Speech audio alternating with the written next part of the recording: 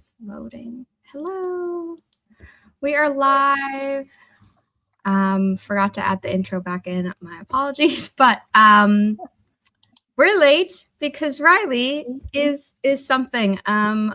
She woke up early, did everything in the house. So my mom had to clean it up. Then my mom rightfully was like, I'm going back to sleep. Can you feed her? We had gotten these new treats from Chewy. I can't remember what they're called, but they're like little things with filling in them. And Riley really loves them. And we tried getting a new flavor. And so I thought, oh, I'll give her a new flavor in her food this morning, like as the appetizer, because we always put it on top of her food now. She ate the new flavor and then wouldn't eat her food.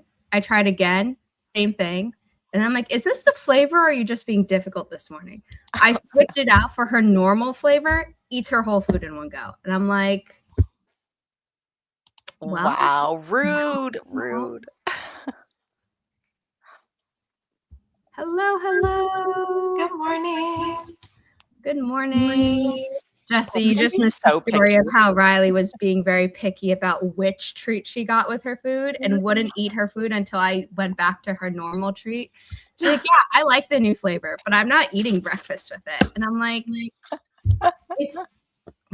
Anyway, Girl knows what she wants. I appreciate that. I know. But it's not like I could have put both treats in front of her and been like, pick one, because she just would have gobbled both up. Both of them, That's yeah. not what this is. That's not, yeah.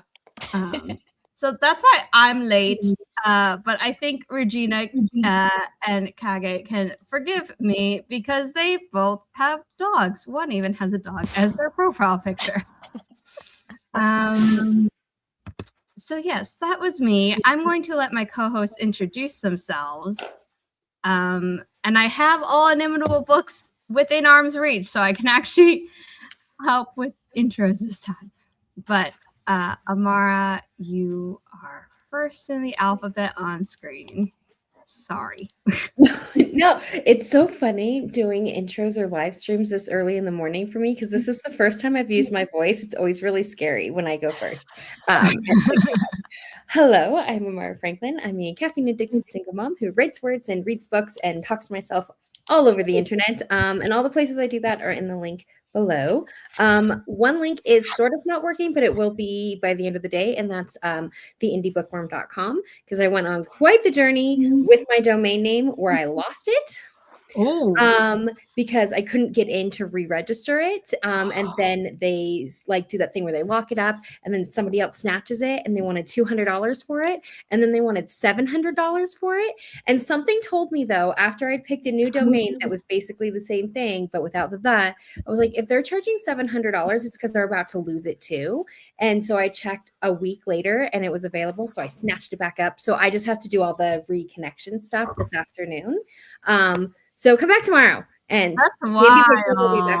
And that is a site where I just promote and put out like information about other indie books that you might. Wild. I'm glad you got it back, but man, so am I. It was quite the journey. That is quite the journey. And Jason was sadder about me losing the domain than I was, and I'm like, it's really okay. I think probably people forget that there's a the anyways, so like it's not that big a deal. I mean, I remember, but. But that is my very long intro. I'm glad you got it back. Yay. Oh my. I am also a dog owner, so unfortunately I have used my voice today, but in nice things like, here's your food, let's go out for potty, things like that. But hi, I'm Holly Davis. I'm the author of A Diamond Bright and Broken, yay, which is a YA fantasy pitched as a tangled retelling with a gender-bent Flynn writer. There's disability rep with a wheelchair crutches user, sapphic romance, and unique magic, BIPOC main characters. So all of the representation in this book. So if that sounds good to you, you will enjoy this. It is available in ebook as well, and then internationally in paperback. Yay! Which has a sneak peek of the sequel, which is coming out April 2027. So you have time to read Diamond before Shadow, A Shadow Dark and Daring. Yes. And then I'm also the host of the Diversity is Lit book club, where we read one book by a BIPOC author every month and discuss it on my YouTube channel. Our main hub is over on Goodreads, but this month we are reading, it's a shorter book, like a little over 200 pages for a shorter month of February, but as These Memories Do Not Belong to Us. It is a dystopian, like memory snatching, it sounds really good. I haven't started it yet. I just finished a book yesterday, so I will be diving into this, but join us if you like to support BIPOC authors more than just when the industry decides that there's a surge in it. So, Or when it's Black History Month and some people in the industry still don't highlight Black authors. yeah. Good morning. I have also used my voice today, but you can't tell because I've only been out of bed for about 15 minutes. It's fine. Who needs sleep? I'm Jess from the Hex Library, where I was reading, writing, book, and planner related content theoretically at this point. Not occasionally, as I used to say, but theoretically. And sometimes I write things. Again, theoretically. Mostly I just read books and exist. Ta-da. You know what? In this world, existing is a victory on its own. So I stayed up far too late yesterday. Authors Katie Chandler and Lindsay Puckett were in town this week. So I spent many nights this week with them. And last night was their last night in town. So they came over and I made dinner, and Katie just finished her book that she was working on. And we were like, let's celebrate by watching an episode of Heated Rivalry, because why not? an Watch episode. 3 episodes later. Yep. They were like, we need to go. And I was like, you do really need to go. Like, sleep. It took us twice as long to watch the 3rd episode as it exists, because we had to keep pausing to like have emotional turmoil and then start playing again. So it was a fantastic time. Highly recommend, if you haven't watched it, watch it with your friends, because it's way awkward. I love it. Where is it on? Where is it streaming? HBO Max. Oh, okay, good. I have that. Yeah, it's a lot of nudity, but it's episode 3 is great. Not so much nudity, more emotional turmoil. People watched joke Game of that Thrones, episode Bridgerton, 1 fine. was like not very, like, people joke that episode 1 is very in your face about the couple to like weed out the homophobes. It really was like, here you go, here's this happening. And episode 2 was very similar. And then episode 3 changes couples. So it was like a whole different vibe. It was emotionally taxing, and it was a fantastic time. Now, I've never yelled, what is happening, so many times at my television in my life. It's fun. Hi, I'm Jessie, the author of the Love and Hell series. The Devil's Waltz is book 1. And yeah, I write paranormal romance and romantasy. The Devil's Trials is book 2, and I'm working on book 3 today. Wow, I haven't had coffee yet. Can you tell?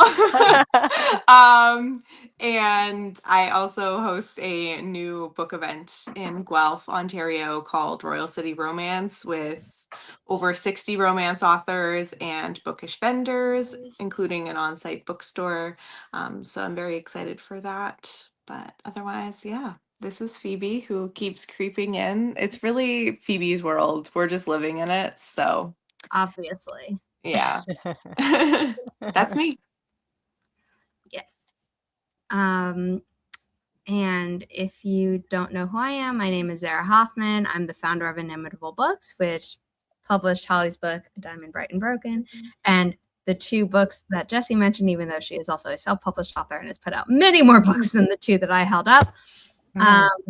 Inimitable Books is a small publishing company dedicated to uplifting marginalized voices without pigeonholing authors into writing about their trauma. Authors who choose to do own voices in any capacity are obviously encouraged, and but that is totally their choice. However, one author who absolutely decided to go all in on her own trauma is Becca C. Smith, author of Grandma's Little Secret, which fictionalizes true events, inspired by true events, where one girl's life is changed forever when she foils a murder and becomes a target herself. Becca modeled the main character Emma after herself. Details have been changed, but also a lot of the things that you're like, oh, this must be the fictional part, are normally not the fictional parts. You're just like, life is stranger than fiction. At the end of the book, in both hardcover and ebook and audiobook, which Becca narrated, we're still waiting for the biolinks for the audiobook, but there is a true or false section, which is really awesome. And then in the hardcover, the exclusive print content is a bonus chapter called A Day with Great Aunt Rachel. And it is a little memory mentioned briefly in the book by both of the POV characters. So I suggested it to Becca to be like, hey, wouldn't that be cute? Instead of showing another way that the grandma tries to kill the main character, because we have plenty of that in the main book. And then under the dust jacket, we have the pink bike, which is very important in the book. So I'm very proud of this hardcover. I know the author loves it. It comes out on Tuesday. So if you haven't pre-ordered it, you should really consider it, and then email the giveaway email, because you could be entered to win a dragon bag, either this one, which is red shifting with gold, although the camera never picks it up accurately, because this is the exact way that she describes a dragon in a book within the book. Or you could choose, I think there's a blue one, a pink one. And then if you don't like dragon bags, she also has a messenger bag as an option. So lots of options. The first winner, there will be 5 different winners. The first winner is going to be announced on the release day live stream at 6 p.m. Eastern over on Becca's channel. So that's going to be a lot of fun. Yeah. I read the arc of it, left my 5-star review because it was so good. I think I read it in like 2 days. I'm excited. Yeah, I loved it. Yeah, I love it so much. Okay, wait, did she make the bag? Yeah. Shut up. And she made the pattern. Yeah, she makes all her patterns. So cool. Yeah. So impressive. I know. I can't sew to save my life. That's not true. I can mend something, but I am not good at like sewing based on the pattern. Mine's covered in dust, but she also exists. This is Nissa. I need a name. Gosh. I've just been calling mine Daltarine, which is the character in the book that is the dragon. And it's like a bag, so you can like put stuff in it and carry it around and be like, oh, I need your space. Hold on, let me open up my dragon and like pull out my debit card. Yeah. Yes. I wear mine to the Renaissance Festival a I have lot. my phone and a wallet in here.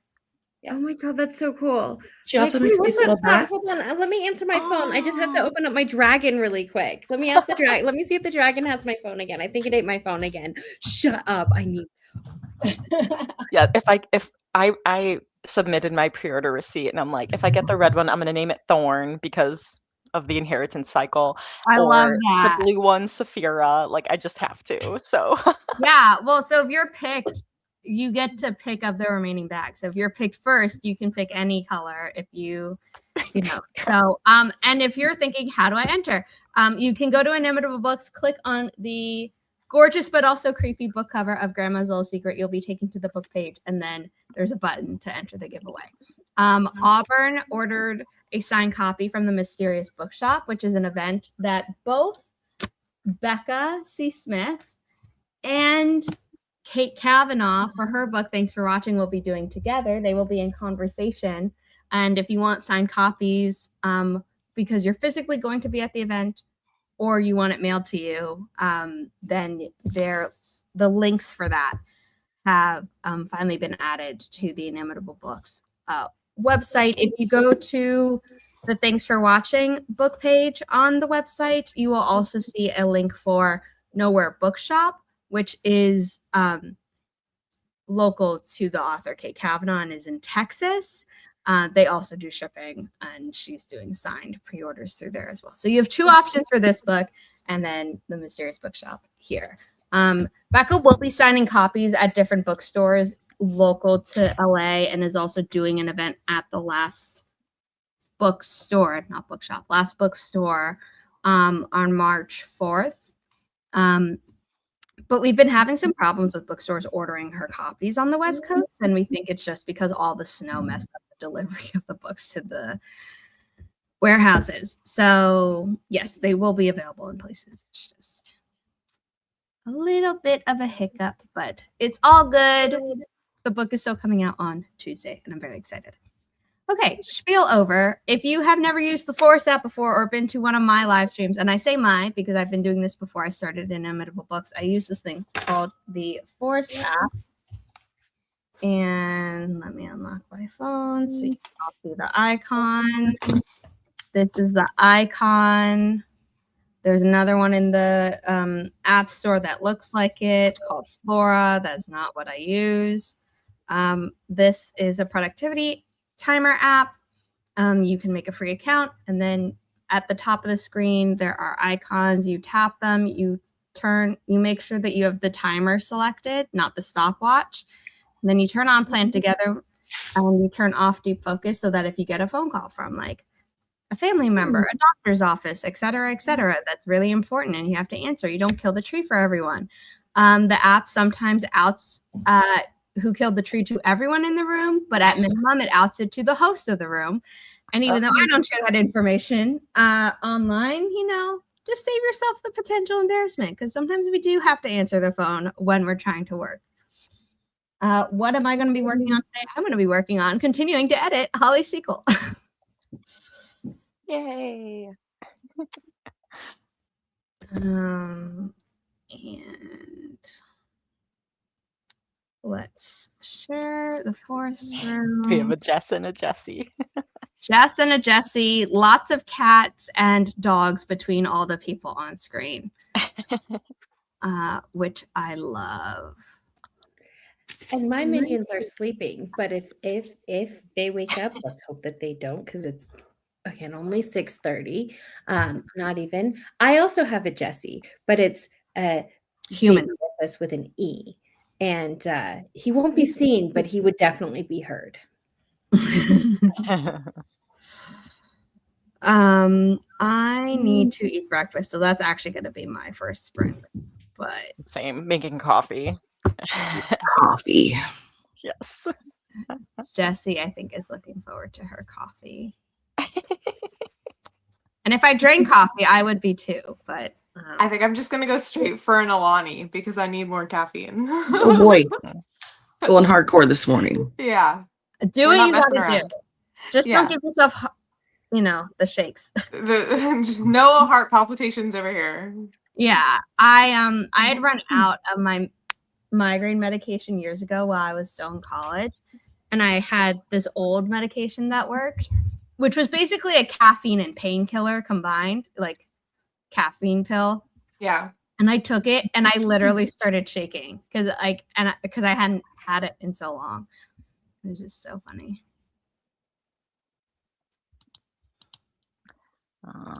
Okay, adding that.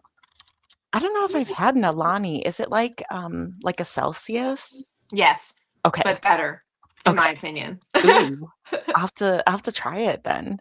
Yeah.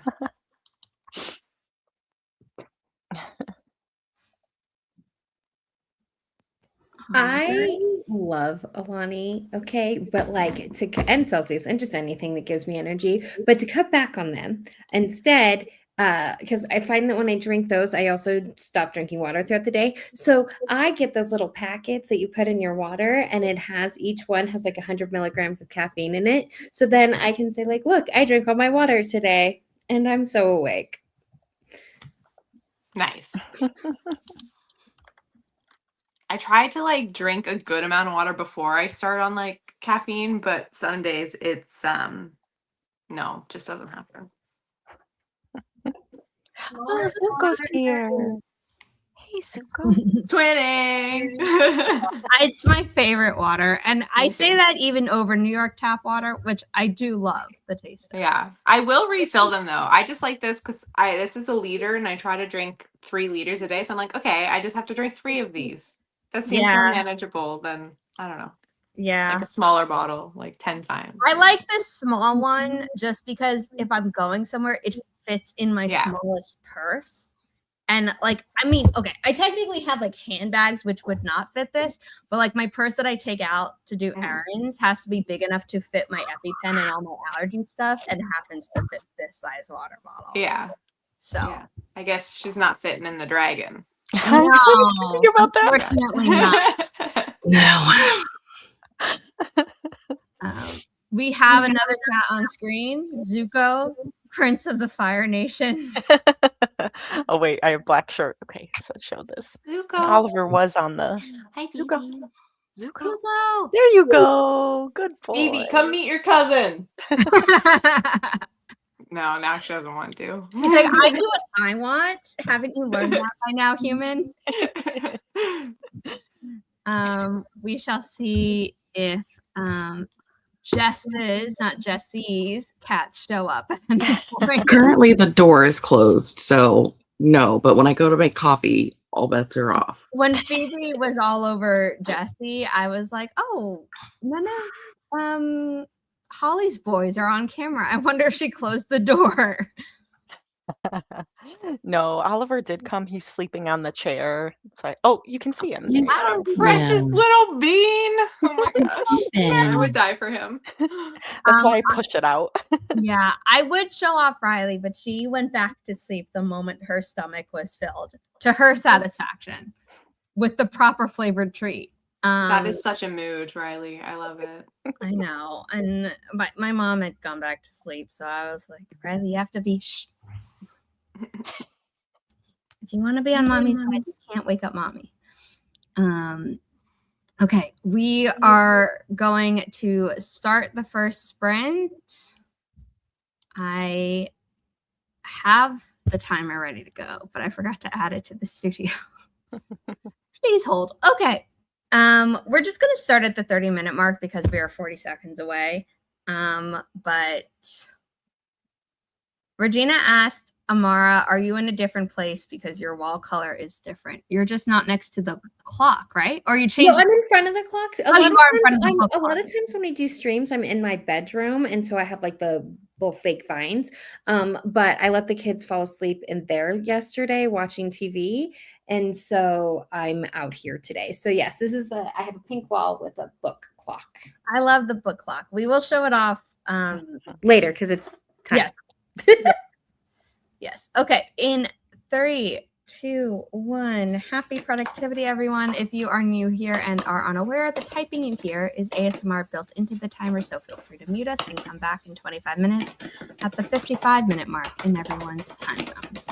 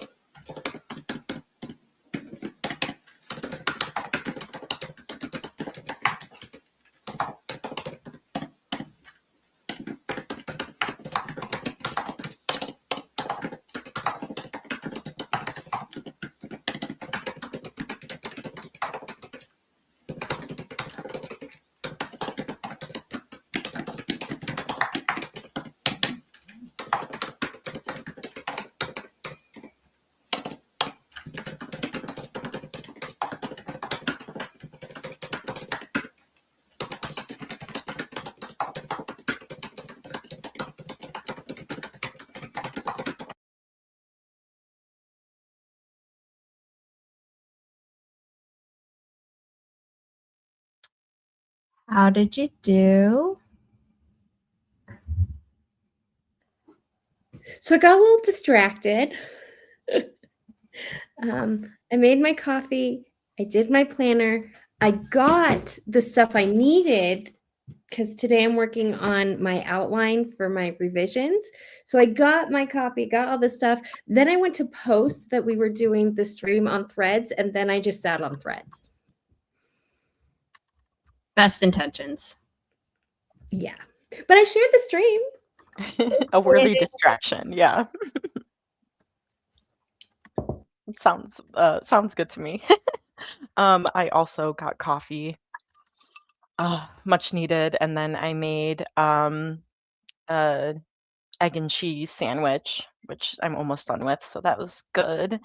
And then today I'm supposed to post the Diversity is Lit book poll for our March book pick, but I had some, whenever I see like books I like, I'll like screenshot them on my phone. So I'm like, oh, let me see if there's any that could be options for next month. So I was adding those to our bookshelf.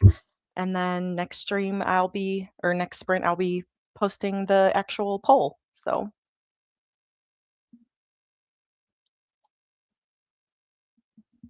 Jess, you are still muted.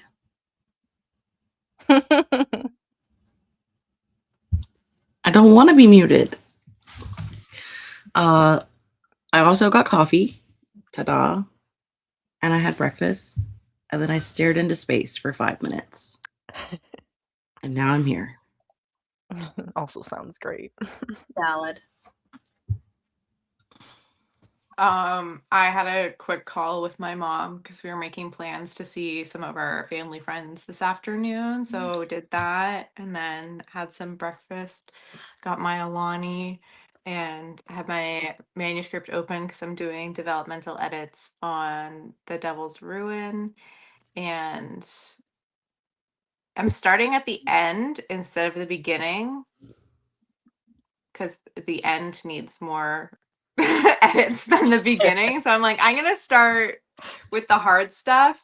So then maybe, I don't know, in my head, it's a good idea. We'll see. I get what you're saying. I think there are certain things that are earlier where I'm like, they might have a domino effect.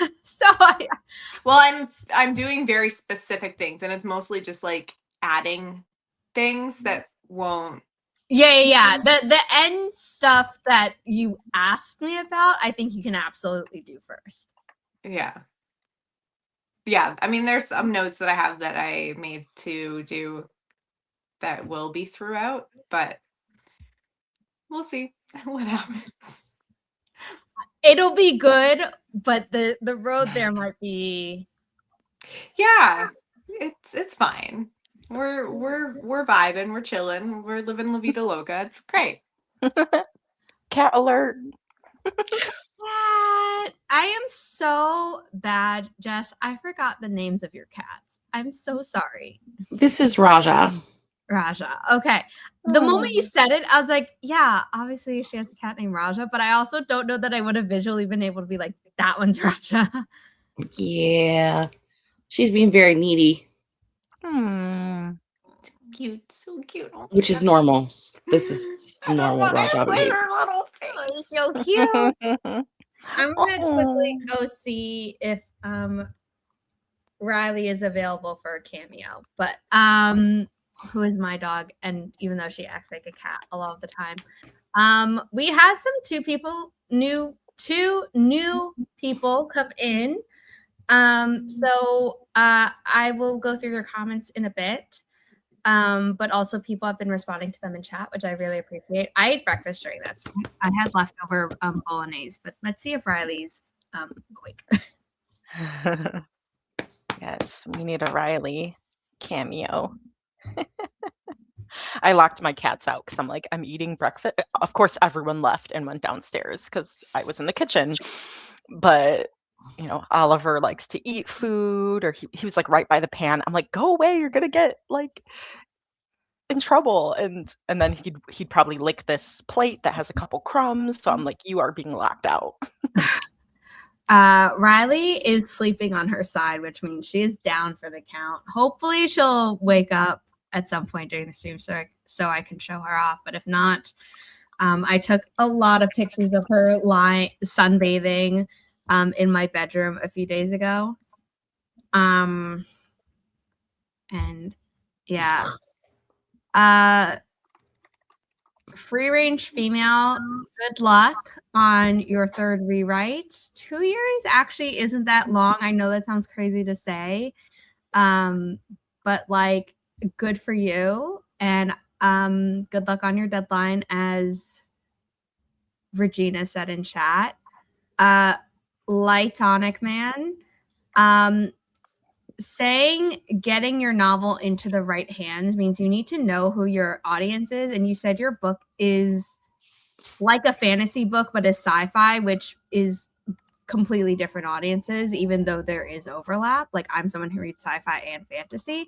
So you're going to have to like think about that. Also, I have lots of videos on this YouTube channel that aren't live streams where I talk about you should know your genre, you should know your age category, so you can find the right readers. Also, I am someone who decides all that early on so that I know I'm writing a book that will actually have an audience. There are many people who say write the novel of your heart. Who cares if there's an audience? And in some ways, that's also valid advice, especially if you've never written a book before. A lot of people's first written manuscripts are not the first ones that ever get published. And that's not, if someone is self-publishing, it might be the first book they've ever written and the first one they published. But if they're doing traditional publishing, the reality is that the more you write, the better you get, unless you're someone who just doesn't take any feedback, in which case you might be not. But normally, you improve the more you write. And so an agent, which is necessary for traditional publishing in most cases, might reject an earlier manuscript you've written, even if you've revised that a bunch of times, because if you start off with better raw materials and then revise that normally ends up being better than, stuff that came before it. But yeah, knowing who your audience is at first is helpful. And I also agree with Gwynna. So if this person is a bot, my advice still stands. But yeah.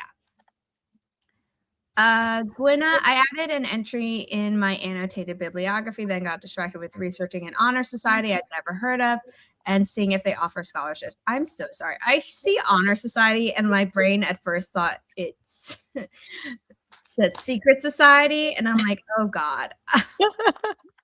So we got too much secret society stuff happening in the world right now. I really don't want to know more.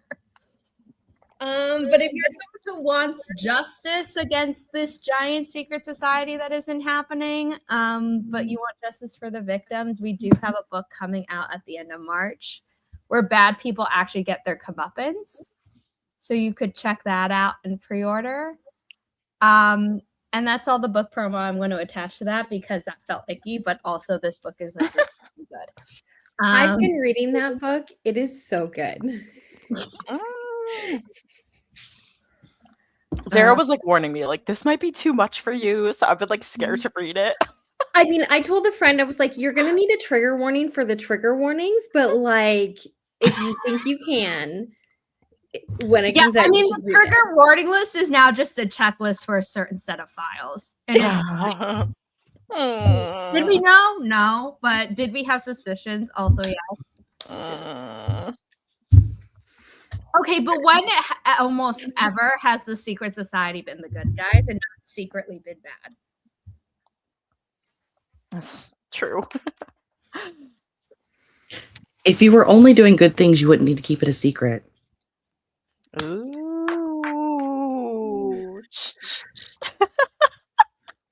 Jesse's face.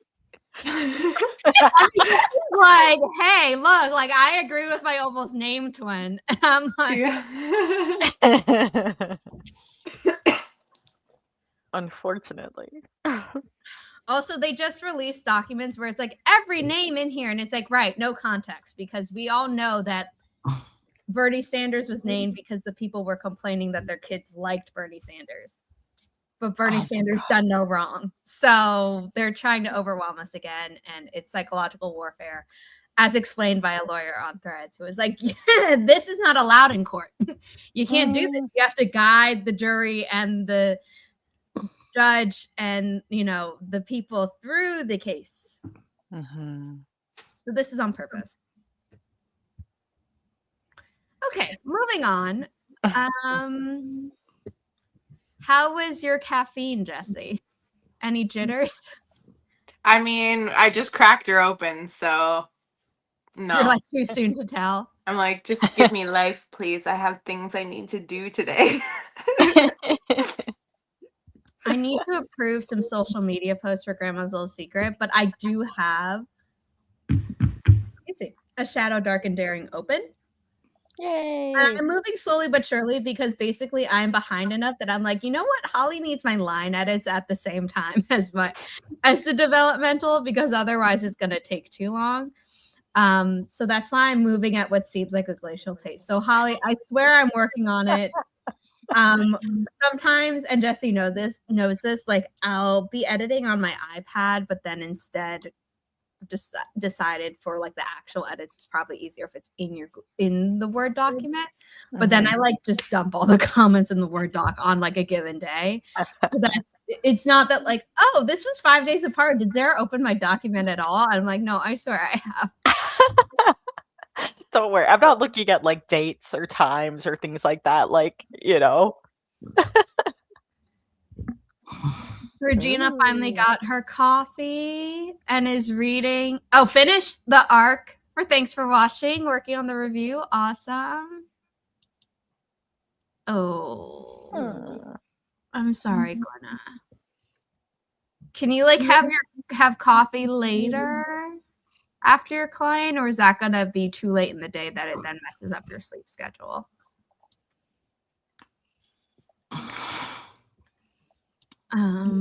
Okay, let me set up the forest room for the next sprint. Oh, I also bullet journaled during that sprint. I forgot to mention that. That was the first thing I did. I did stamp for today and then realized I had to clean it so that I could then set up tomorrow, because I have to make an emergency appointment with my dentist because I just had a cleaning, and then all of a sudden my mom's like, oh, you have a dark spot, and it wasn't food. And it's like, I'm like, what happened? So that's fun. Can't wait for that.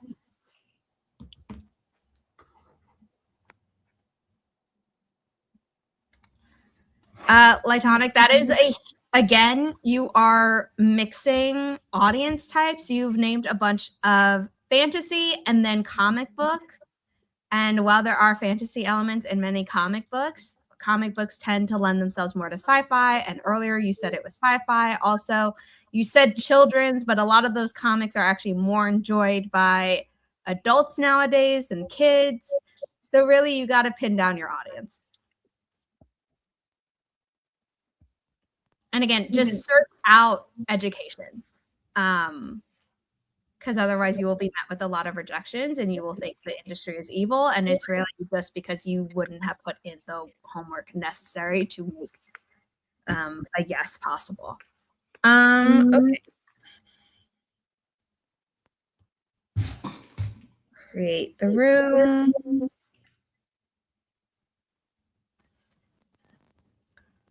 For Juliet, 3-5,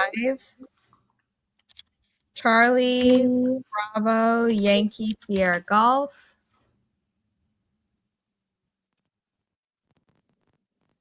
Oh, it's the pretty tree. It's your new kid, one. Holly. It's like, oh yeah. Present me is aligned with past me.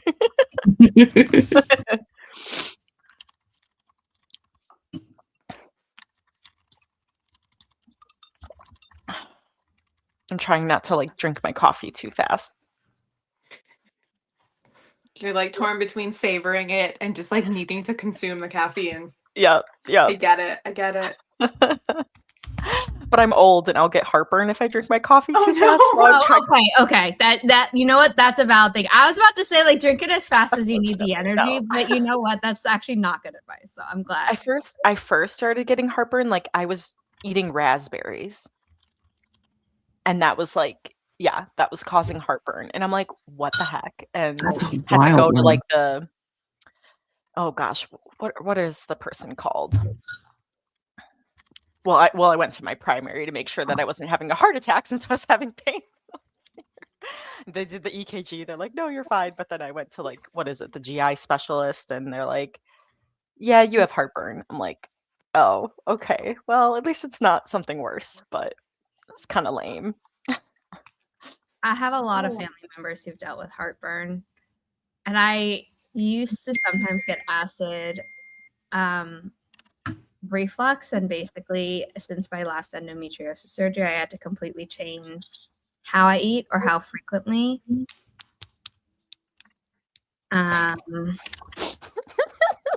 Sorry, I'm just laughing. The chat. I know, I am too. Yeah, hold it in. I'm sorry. And so Not muting myself. yeah.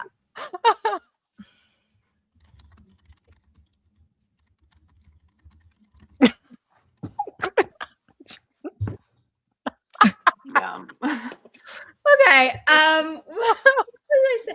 Oh, anyway, so I changed how I eat, and I haven't had that in forever because it turns out that red meat was just irritating my entire GI system for years, and I never knew.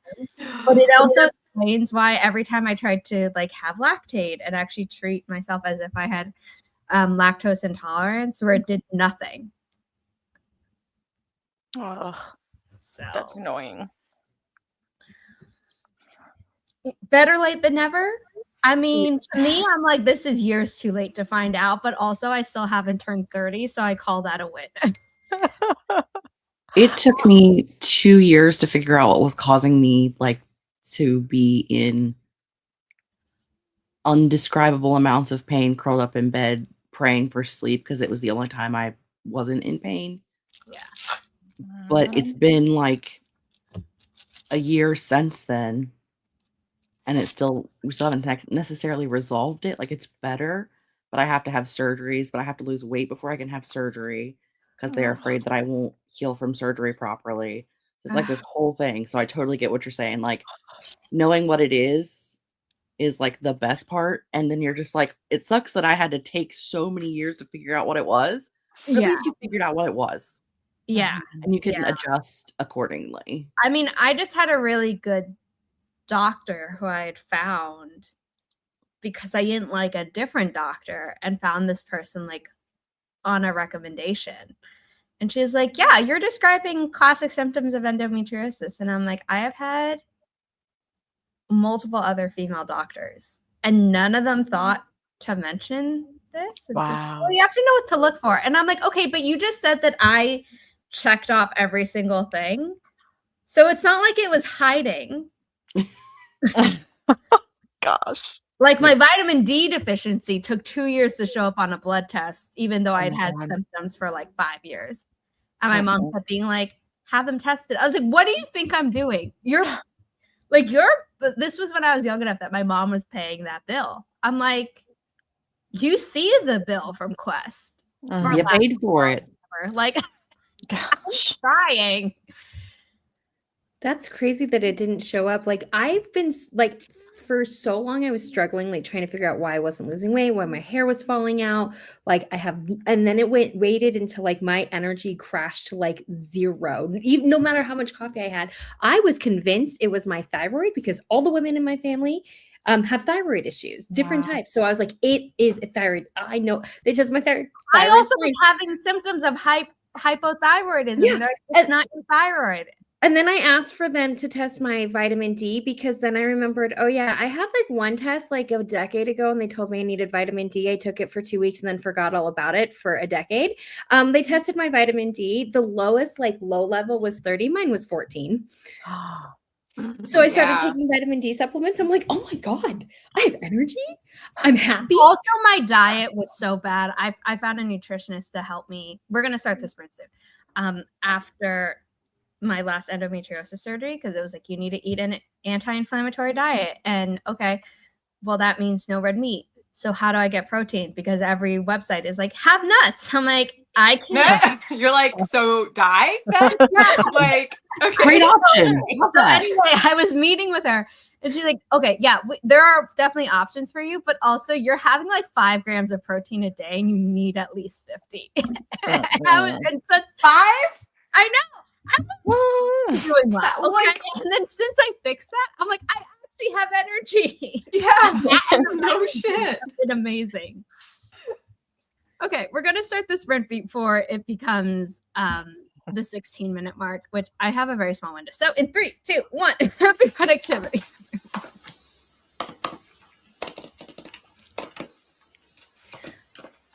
We can talk more about medical woes after if you want.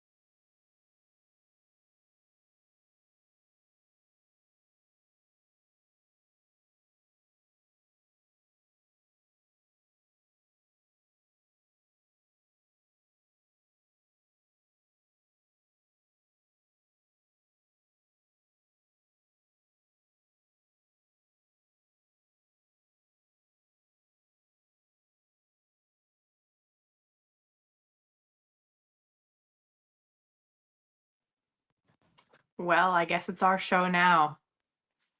How did you guys do? Good. So I'm going through and like kind of doing an outline Oh, your sound because went away, Amara. huh? Oh, there you go. You're back. I'm back. Okay.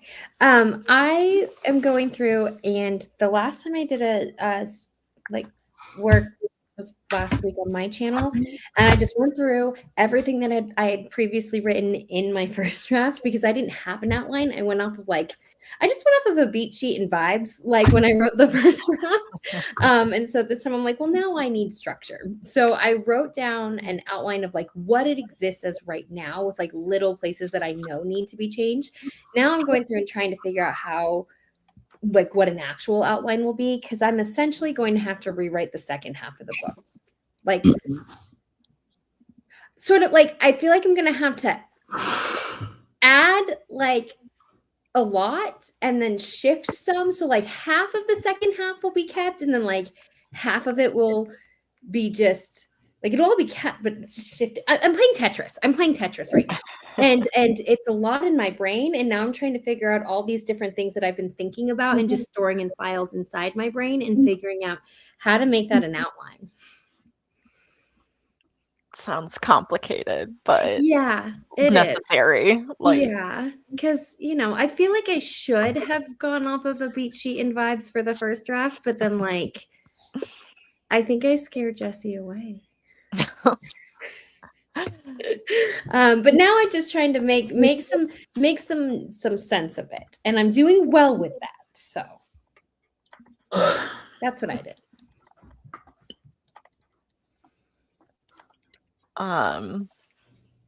Sorry, I think maybe Phoebe, maybe she like stepped on something. Was that Phoebe? Always. Yeah, I realized I was waiting for some advice from my mastermind group about these postcards that I was trying to make for the sequel, so that all of the book signing events I have this year for Diamond, I can say like here, and there's a QR code with like pre-order, cover reveal, just like all the links, like so to say like don't forget there's a sequel. So I just ordered those, and then I was working on the book poll. So now I'm just going through, and I always list the trigger warnings. So now I'm going through and trying to find them for all of them. So yeah, it was productive. I did all of the take care of the animal things, and that's pretty much it. Now I have hiccups, so doing great. I washed my hair and got dressed. Nice. Sounds great. I also need to do that. I feel so gross right now.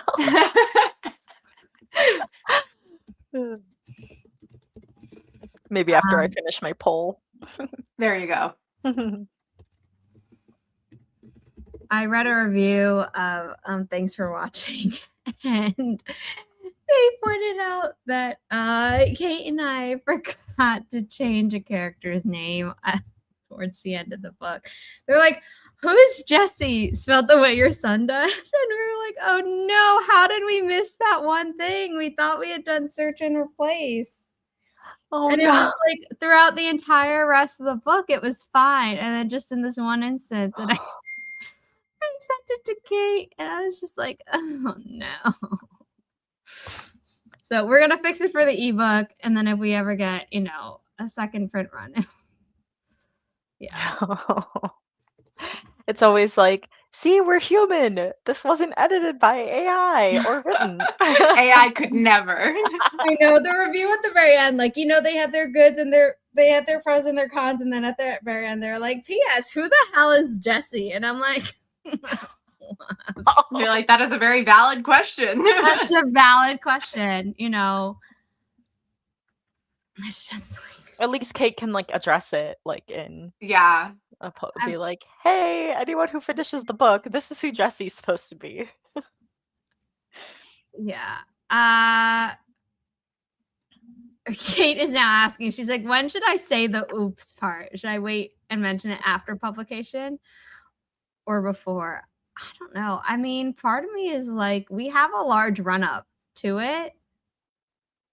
So I would almost, not that you're asking, but I would almost wait. I kind of am. Part of me is leaning towards do it before Pub Day. Because like you still have time to fix the ebook. So a lot of readers won't even know that there was a name thing.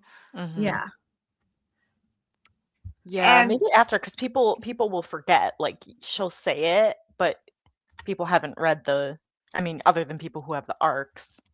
But or who get the physical printed copy where that yeah, but then after, I feel like on or after release day.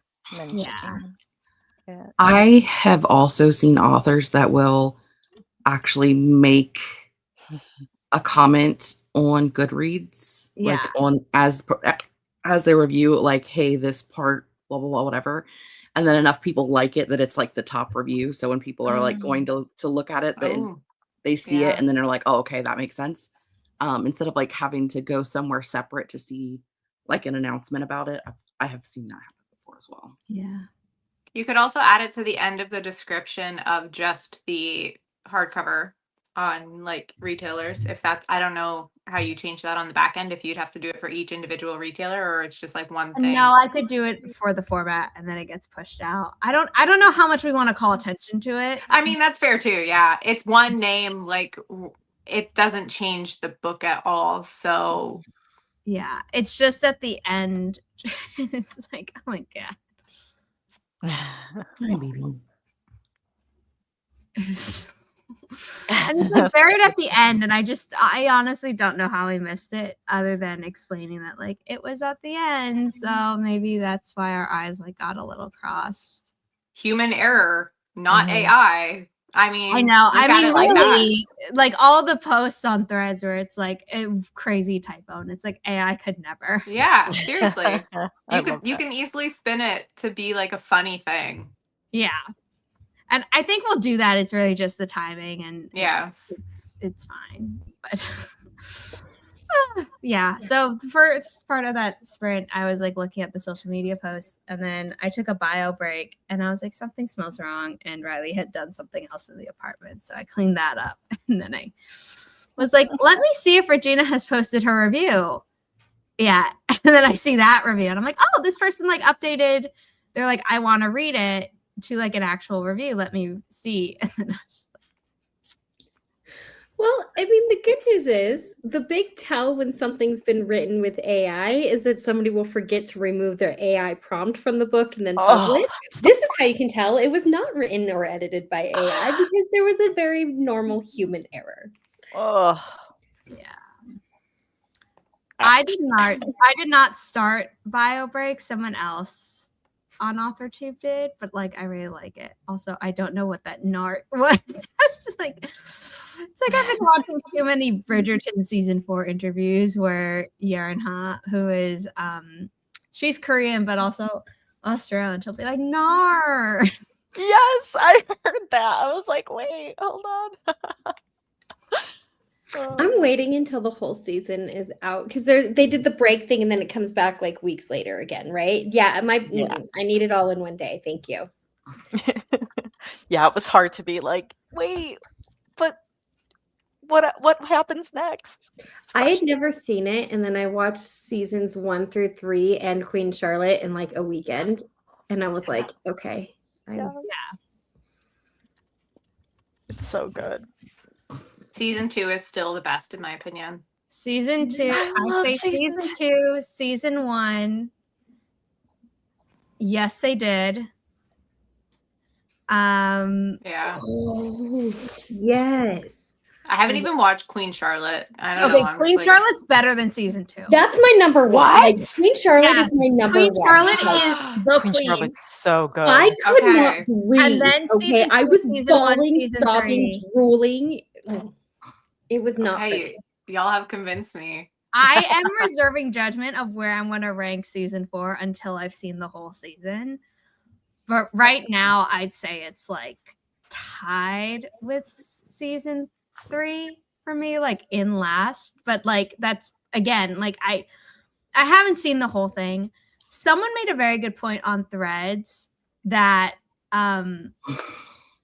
what was nice about season 1 is that we heard Simon was a rake, but didn't have to see it. But now we have to see all the men be rakes and then like clap when they end up with the girl that we like and are like, why are you settling, girl? This guy was a rake.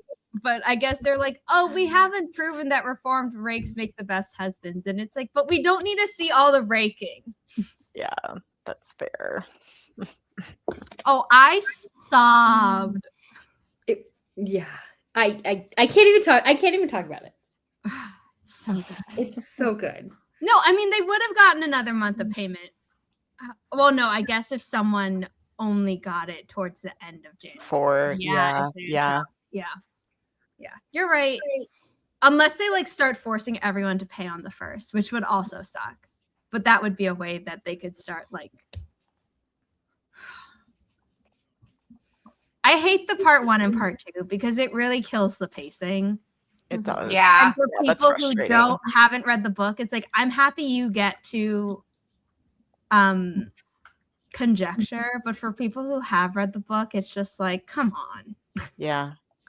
Or like at least if they're gonna do some sort of spacing, they could do like what they do with Love is Blind. Please do not judge me. Okay. I saw season 10 came out, didn't even know it yesterday. I was like, I just after caught the up last one, I was last- like, I'm never watching this show again. It is so stupid. There's so many lawsuits. Then last night at like 10 o'clock, and I was like, oh. Okay, well, now I know what I'm doing all night long.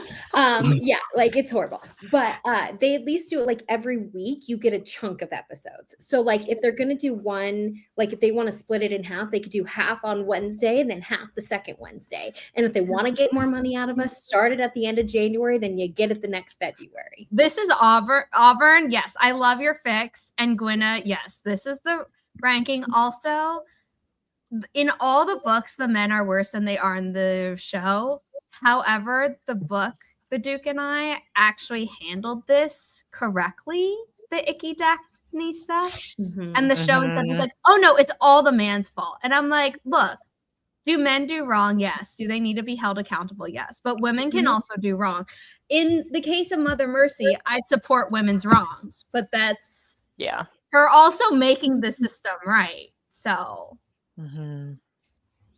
yeah, I think season 1 would have been my favorite if it wasn't for the Daphne stuff. Like I really, because that's one of my favorite, like I really like that trope and stuff. Like I really liked it. Like I really liked it. Then I got to those things and I was like, I I forgot about that. Like, I haven't read the book. So I was like, what am I watching?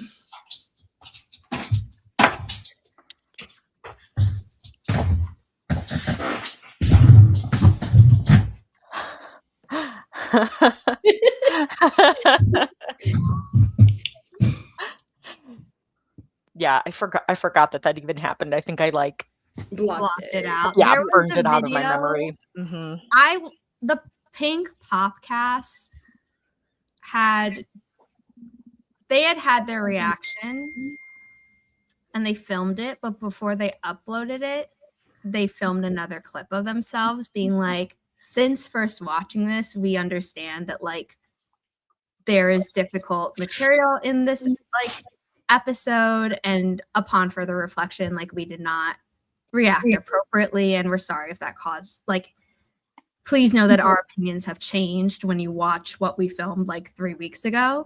And I thought like good on them, but then there were like jerks in the comments who were like, marital doesn't exist, and it's like, well, I never want to know you. And people were like lambasting them in the comments, and they just like kept doubling down, and everyone was like, may you never find peace. Wow. Also really feel bad for your wife if you're married, and it's like, yeah. So yeah, like that. The book is maybe the only thing I think the book handled so much better than the show. But regarding season 2, like they made a love triangle that doesn't exist in the book. So when I watched it, like if it was completely separate, I'd be like, this is a cool story. Anthony, get your shit together. But from the book, I'm a little bit like, they had enough drama between them. But like I still like the season, which is still why it's like my number 1 Bridgerton season after Queen Charlotte. But I'm reading the book. Y'all did the sisters so dirty. They had an unbreakable sister bond in the book. And like we need more of that. But speaking of unbreakable sister bonds, Diamond, Bright, and Broken. Hi, Holly. And then Harper is not Cammy's sister, but they are ride or die and are basically sisters from different misters and moms. But Yeah. they're not half siblings. There's lots of sibling drama in the series. We'll just put it that way. Yeah. But they're not, and they're like peas in a pod. And I love their friendship. Yeah. But yeah, I mean, you're not always friends with your siblings, so I do want to say that Cadence and Allegra like are friends as well. It's not just because they're sisters, but they're like ride or die for each other. Yes, ride or die. I love this. Did everyone see the video of that kid at school? No. The one in the brown shirt, the brown sweater. Oh my god, that No, kid! what is that? So love him. Everyone's like, did he Love get in him. trouble with school? Because I'll call What? on his behalf. I don't know. Like you just see, he has this moment where he's like, he says it, and then he's He like, says "I'm it. The gonna guy do had it, a I'm chance gonna to do it." walk He's like, away. I'm going for. Like you can see the internal like workings of his brain where he's just like, "F it, I'm gonna do it." Yeah, and he gave a warning, you know, and the guy's like, you're gonna get in trouble. You'll get in trouble. Okay. He also like did a everyone's like, oh my god, his form. And I'm like, I don't condone violence, but You're gonna Gwen- get in trouble. Guido was living for it. Because- yeah. Everyone on this side of the screen is like, wait, I missed the drama. Let me look it up. Sorry, okay. Canada is playing France in the Olympics right now in hockey, so I have the game on. Yeah, no, that's totally fine. But is his name actually Derek, or is that just a meme that people were? Oh, I don't know. How'd you make it slow motion? Or did you find people who shared it in slow motion? Because I've only seen it in real time. Not real time as in it was live stream, but like the normal speed. Also, people were saying that was a paid agitator. So like extra. It's in a school, so like I don't think so. It looks like they were like 14, like 15. They looked like they were in school in like a high school. I don't think it's a paid agitator. I think it's just an idiot kid with a cell phone trying to like stir up stuff at school because kids are really dumb. And I say that lovingly with 2 kids that are lovely. No, and so kids are dumb. No, you can just say it. I don't have kids. Kids are dumb. Kids Kids are dumb. We were once kids and we know kids were dumb. It's like I took a class on generations, and it like statistically proved with science and sociology studies that like when older generations say that like we weren't that dumb, it's like you did. You just didn't have social media. Yeah. That's so true. And it's also like, oh, if you didn't do anything dumb as a kid, then why at Thanksgiving do you share those stories of you doing dumb stuff as kids? I thought you said those stories didn't exist. So one of my favorite things that my dad would like tell these stories. Now he like won't tell the stories to my kids because he's like, if I do, I'll give them ideas. But it was like little pranks that he would pull on like the neighbors and stuff growing up. Because it was like he was born in 1953. So like it was like what, like late 60s when he was like a teenager or whatever, and like things that he would do to, I'm pretty sure it was the same neighbor. I don't know if it was the same one or just different ones, little pranks, and they were really bad. So I've made my character in my book kind of do really naughty things when she was in high school, and like there's the neighbor that she used to do all the pranks that I put in there are things that my father literally legitimately did to his poor neighbor in New Jersey. Or neighbors. I don't know. I don't know if it was one person and he really didn't like him, or if my dad just did not care and would just go prank all the neighbors. But yeah, it's lovely. I think it was in college that my grandfather apparently set off a smoke bomb in the lab, and he like went to college.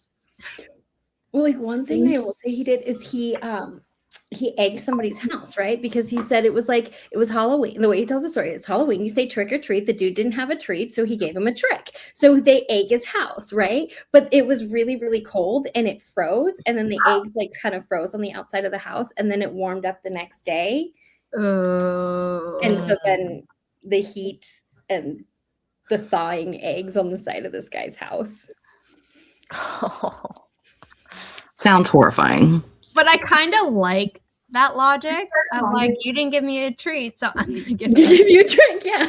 And it's so funny because then here's like my father, now this grown adult with like dark hair, graying hair, like all laughing, and you can just see the teenager inside, like inside his little brain, but it's like coming out of this like 60-year-old, now he's older, but when he told me the story, like 60-something-year-old man with a thick Jersey accent, like.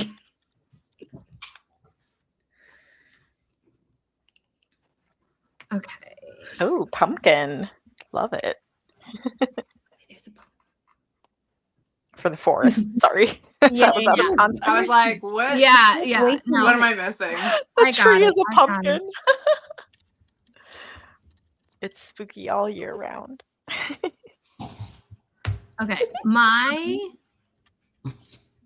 mom's older brother was like in his 20s when the first Star Wars came out. But for his 80th birthday last year, I got him a Luke Skywalker replica lightsaber with Becca's help. I'm like, which is a good site. Like, I don't want to spend too much money on a crappy thing. I will spend a good amount of money for like a good one. And you could just see the child in him light up, even though when he was a child, Star Wars did not exist. My dad's a big Star Wars fan too, and like he thinks he's a lot funnier than he is sometimes. And I think every dad is like that, though. Yeah, he talks to the boys and he'll try to do the Luke, I am your father. He does that thing, but he says, Jason, I am your grandfather. And he thinks he's so funny. Like, he thinks he's so funny. And the kids just, like, look at him and they just giggle. And they're like, haha, grandpa. They don't get it. Like, they don't get it. And I'm just like, oh, my God, Dad. No. I love that. Okay, this is a funny prank, though. Until you're the one who has to clean it up. That's I insane. didn't say it was funny to be on the receiving end, but like it doesn't harm anyone. So like when people say like pranks that harm people, I'm like, that's not a prank. That's not, no. A prank is no one gets harmed, but it inconveniences the other person. One time I ever did a prank, I was like 11 or 12, and somebody convinced me to go TP the house across the street, right? Because there was a kid that lived down the street who was being a butthead, and he used to make money, but it was like a vacation rental, and he would get paid like, $10 a week to go rake up the leaves and take care of it. So we're like, we're going to go TP this house that nobody lives in. So it's like harmless, right? Okay, it was somebody else that convinced us to, but we're also really dumb and thought that like no one would know that it was us, because of course it's like, there's only 4 kids on the street and one of them takes care of this, right? So first of all, that was dumb. Second of all, we used my toilet paper because my dad had he goes and buys, like, he had a big old thing of toilet paper. So we're like, yeah, we'll just, instead of getting a couple rolls from each house, we just get it all from my house, go across the street, TP the house. And then my dad gets a call the next day, like, hey, do you know who TP'd the house? He's like, no, I can ask the girl, like I can ask in whatever.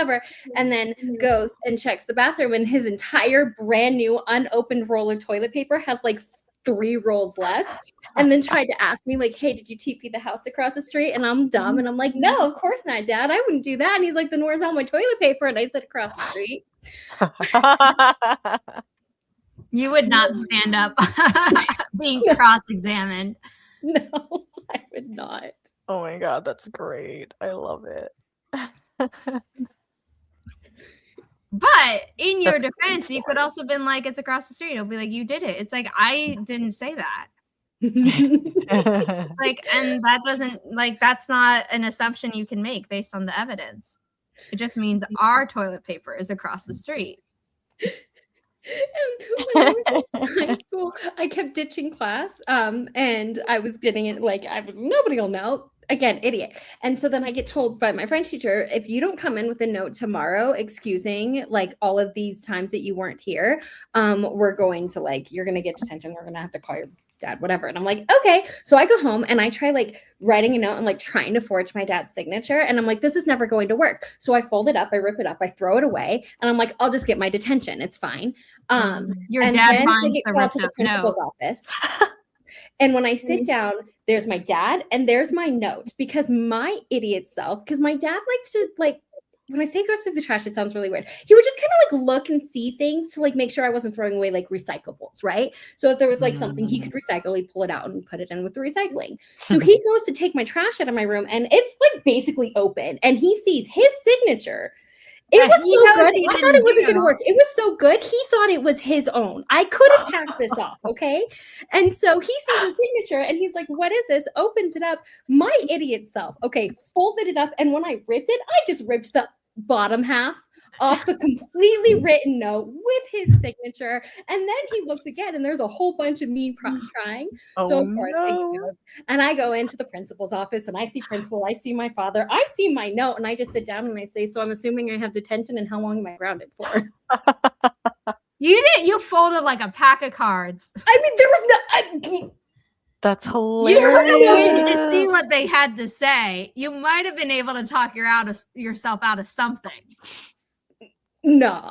I say this after growing up with a family of lawyers, where I'm like, you never volunteer information. You don't lie, but you don't volunteer unnecessary information. Anything you say can and will be used against you.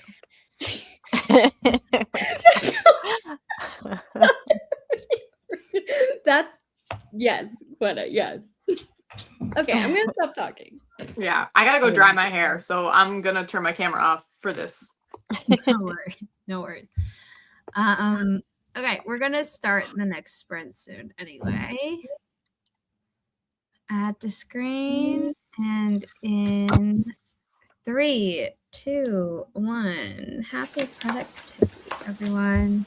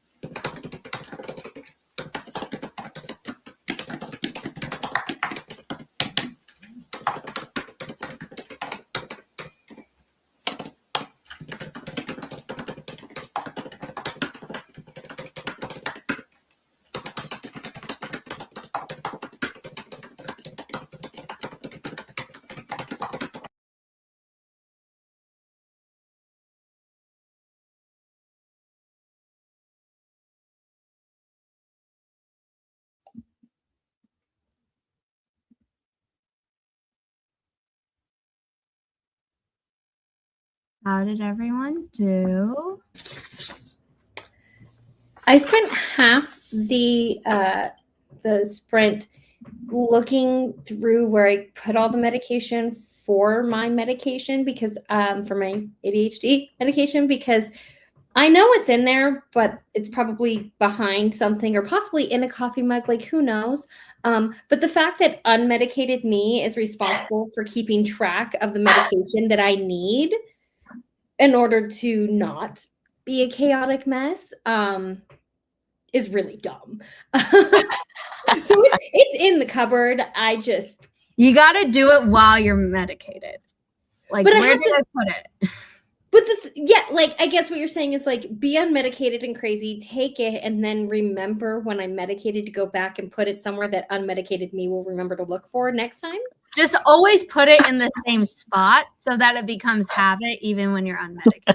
See, here's the thing. It's technically where it's supposed. I know it's in there. It's probably in like a bowl or like a coffee mug or behind, I don't know, the box of children's Right, but like Tylenol for that's me, expired. if it's always on the first row of my bookshelf while I'm at my mom's place, and it's always on my dresser at my apartment when I'm there. That's good. So like I never put it anywhere else. I stand in front of it while I'm taking it. Like the only way I move the bottles is to pick them up. Yeah. That's it. Like it literally lives there. Yeah, I don't know what happened. It's in the cupboard. All I know is it's in the cupboard. So I gave up and I'll find it later. I'll go in there and it's literally going to be the first thing when I open it up. I guarantee it. Anyway, so I did that. And then I sat down to continue making my list of things that like, there's a lot of scenes that needed to be added. So I was making that. And then I had a light bulb that was like, oh my God, if I shift this thing to happen at this place, and then I do this thing first, so much better. So I got really happy and probably made a lot of really odd faces. So I'm sorry. Now it's Holly's turn. No, it's fine. I always think about that. I'm like, oh, I don't know how I'm looking on this camera, but whatever. But I posted the Diversity is Lit poll, and I always give myself time too, because I'm like, oh, I can't decide on which book I want to read, so I let it simmer for a bit, because it's always up for 3 days, I think, 2 or 3 days. But so, and then I was responding to some messages, and I left a Marco Polo for my friend, and then I posted on TikTok. Yes, I'm still on there, and Instagram. And on Instagram, I was posting my reminder for this event that I'm doing on, when is it? The 28th. Yeah, so it's at the end of the month, last day of February at Brother Chimp's brewery.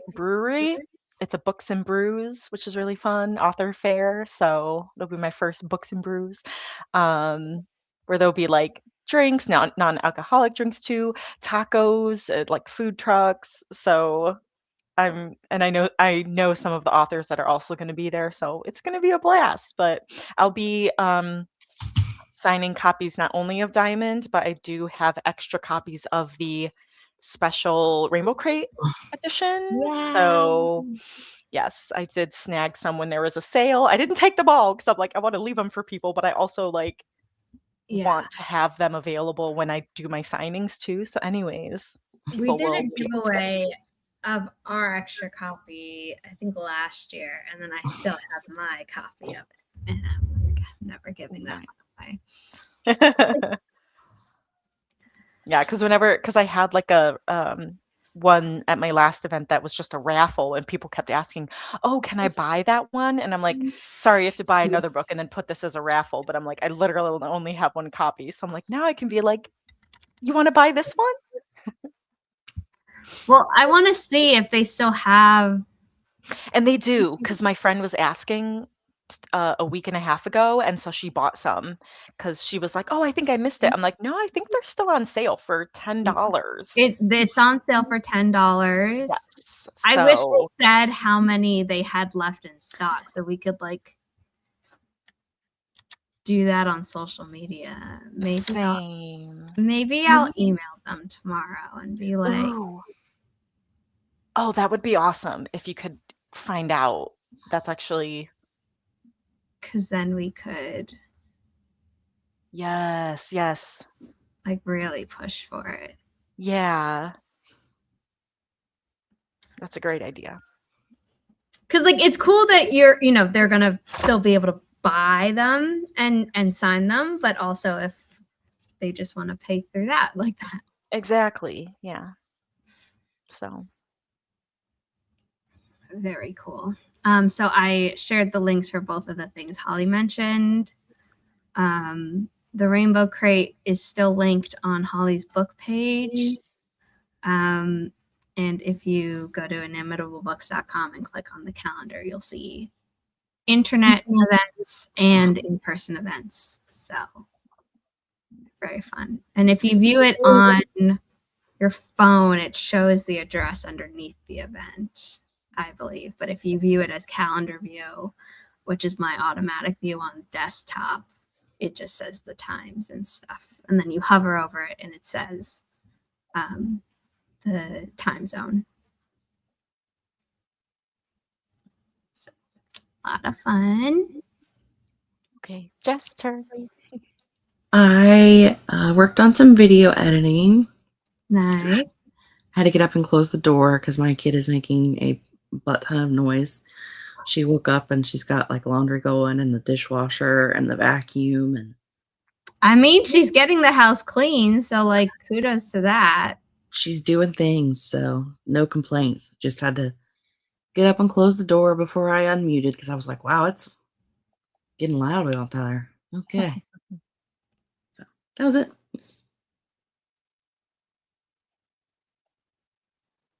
I dried my hair and am working on some world building stuff for the book that I'm editing, and also getting distracted by the hockey game. But Canada's winning 3-1 against France, and we just started the second period, so yay. Nice. What did I do? I replied to some messages. I edited the blog post that the social media assistant drafted to go live on Tuesday to be like, Grandma's Little Secret is live. So I worked on that. And yeah, the social media stuff is done. So we'll be able to do Holly's book editing during the final sprint. I'm going to go see if Riley is up. There's so much to do. So I always do that. I'm like, I'm going to do this. And then there's all these other things I have to do before. And then I don't do what I set out to do initially. Or I get to do it in the last like 5 minutes of the last sprint.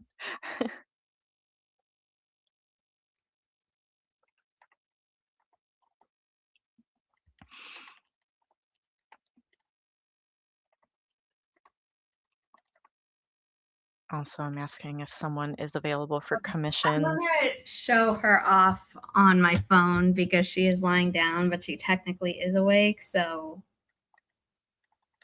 yeah. Be right back. She's laying down being good. Let's not disturb her too much.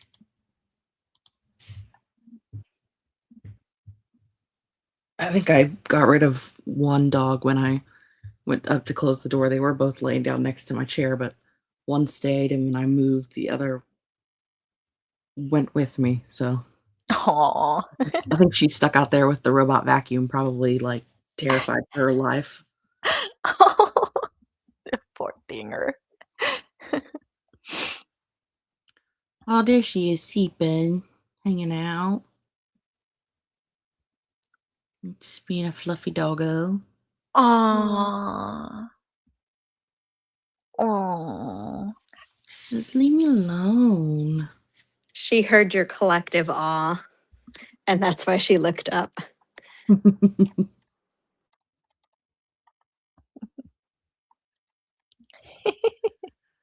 So cute.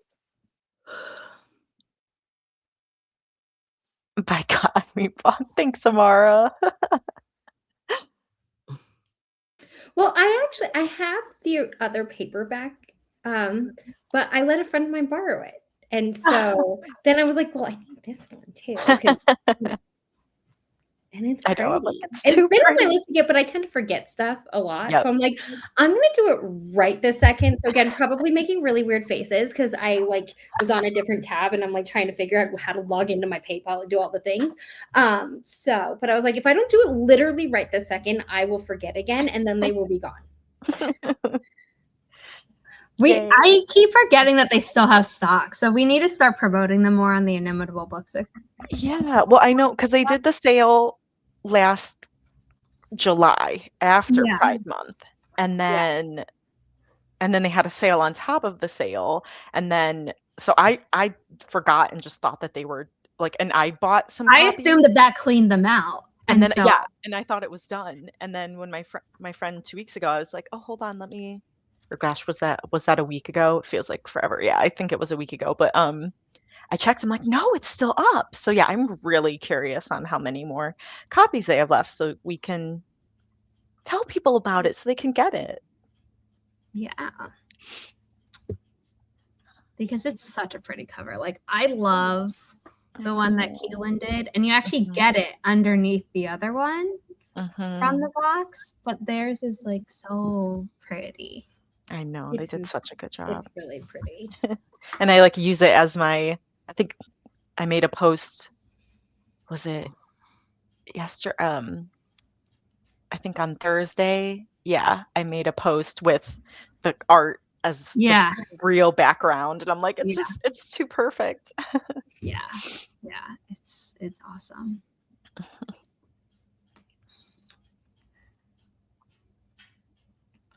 But I just messaged someone to see if I can commission, because they did art for my author friend Brittany Wang, and it was I really like her art style, and I'm like, I also need art of another couple that is prominent in shadow, and like I need that art in my life, and I think the readers would enjoy that as well, because they are a reader, at least beta reader and critique partner favorite. So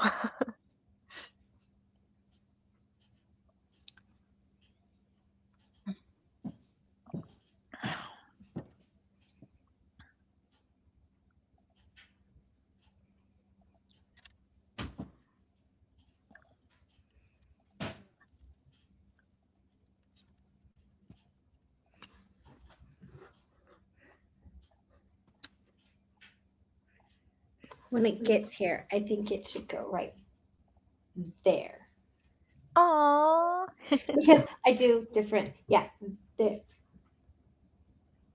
yeah. Aww. I have to change all the books on here. I was going to say, does your clock have a theme? Time. What was that? Does your clock have a theme? Yeah, so I try to, like, I change them out every once in a while, but I try to go like a romance, a thriller, a romance, a thriller, a romance, and then I'll throw in like a fantasy every, like I usually will put like, right now I don't have any fantasies, but when I do put a fantasy, I try to rotate it and then either put the fantasies at like 3 o'clock or 9 o'clock, whatever, right? And then there is, but there isn't. I also go by whatever I think is pretty and I want to look at. And when I do stuff like this, I think putting it there would be good because then people can see it and it's really pretty. Yes. Because you can change them, like their shelves. That's so cool. So. Oh yeah, when the cats aren't on their spot, then it covers up my little diamond shrine behind me. Oh, that's so cute. Oh my god, I love it. But then I'm like, I have to push that out for the cats. So. Aww. I just have gotten my 4th unsolicited query this week. I don't know what happened in the publishing. I'm like, I went through a period of it. So are you even open right now? No, I didn't think so. No, but like I'm getting it from some agents, but also a ton of authors. I'm like, I literally updated the website so that it's on every header. Because I thought I'd done that forever ago, and someone pointed out, no, it's not on every header. And I was like, oh, okay. So I spent like last weekend doing that. Mm-mm. And they're finding my email, and I'm like, I'm pretty sure I've hidden it on like basically every. I don't know what they're doing because they're clearly not sending it through the contact form on the website. Mm-mm. So they've like found my email, and I got one that said publisher, and I'm like, immediately, like I have a folder for unsolicited, and you know, some of the literary agents that I've been, you know, inviting to do Q&As for the paid Inimitable writing community, which has the Query Ready course and helps, you know, teach writers like earlier, know your audience, know how to package your book, and then like make sure your book actually delivers that. And if it doesn't, here's how you revise it. So you're putting your best foot forward. They're like, yeah, I don't necessarily ding people who submit if I'm closed. And I'm thinking like, you should, because they're not reading instructions. Yep. Like, Yeah, you have an agent list. You say, okay, this person's closed for now. Then you check in. I think when people so I had mentioned the thing about getting queries from agents still, even though we're closed, and the agents were like, oh, you need to mark that, like say that like agented submissions are also not accepted. Wow. So then I updated that where I said closed to all queries or closed to all submissions, agented or not. And I'm still getting queries from agents as well. And I'm just like, you don't like it when they do it to you. Why are you doing this to a publisher? Like, wow. so I just rude. ROOD. like I keep records of it. If you can't follow that instruction, how much do I want to work with you in the future? Like there is a difference between being bold and being just rude. Like yeah, it could be like, hey, I know you just closed your submissions, but like this is perfect for you, and I only got it now. Like, which from an agent wouldn't make sense because it's like you're submitting a book that you only just got, like you haven't done any work on it. Like that would be weird. But if an author is like, oh my God, I just saw this and like I'm so sorry that like I didn't get it in under the wire, and instead I'm getting, you know, like maybe, but like,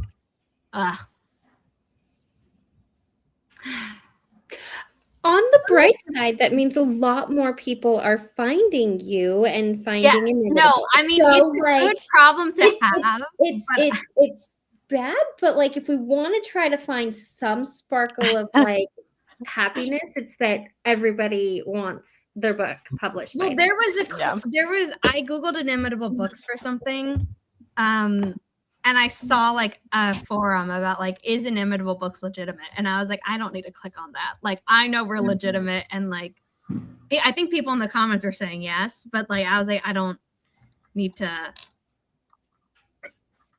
That's not my space to be like, yes, we're legit. Like, but also, we're on Publishers Marketplace. We're distributed by Simon & Schuster. You can find our books. Like Simon & Schuster would not be distributing a publishing company that doesn't publish anything. Right.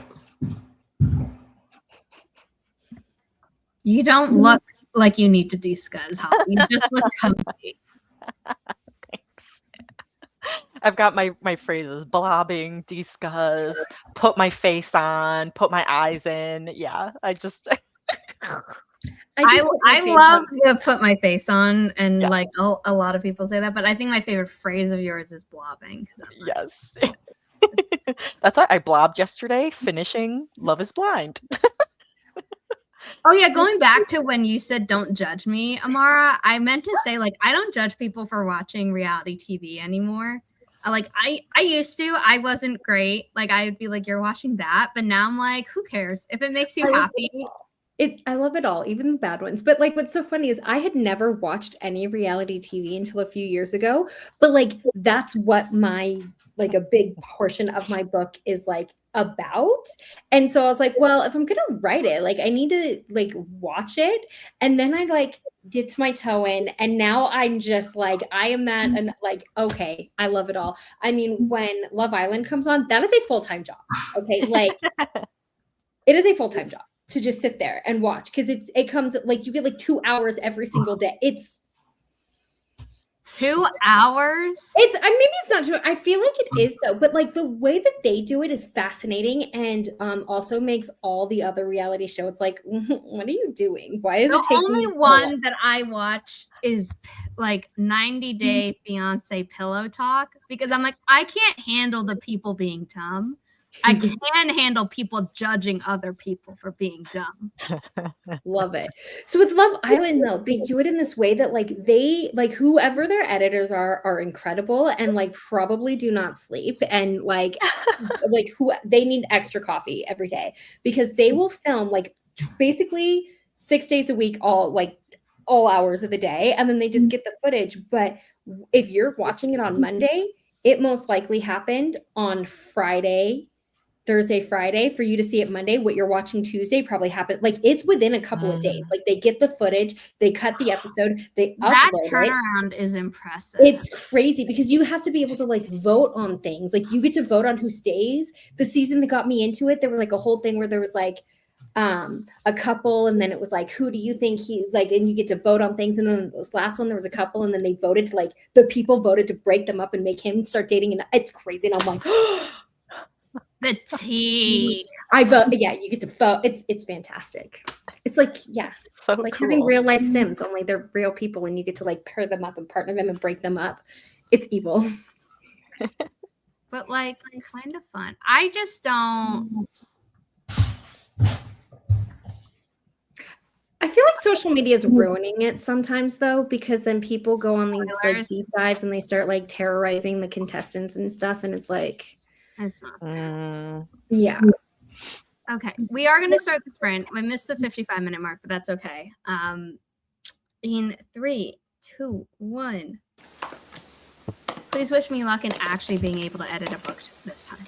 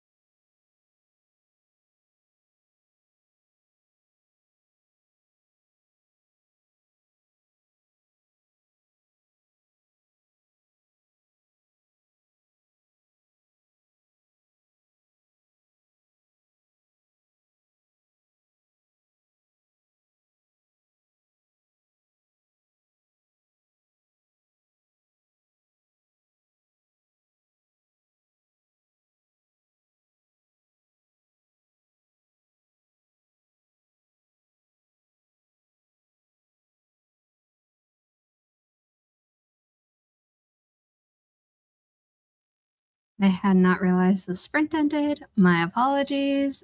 How did everyone do? I was going to say something, but Zara's like, or Regina said resting work face. So I was like, she's in the zone. So Yeah, I was drafting an email to the person who not only queried with Dear Publisher when we were closed, decided to resend the email 30 minutes after they sent the first email. no. And so like in my response, I was like, querying on a weekend, not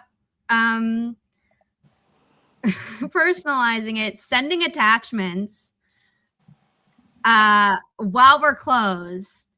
Please know that these are not good querying etiquette. We wish you luck on your journey.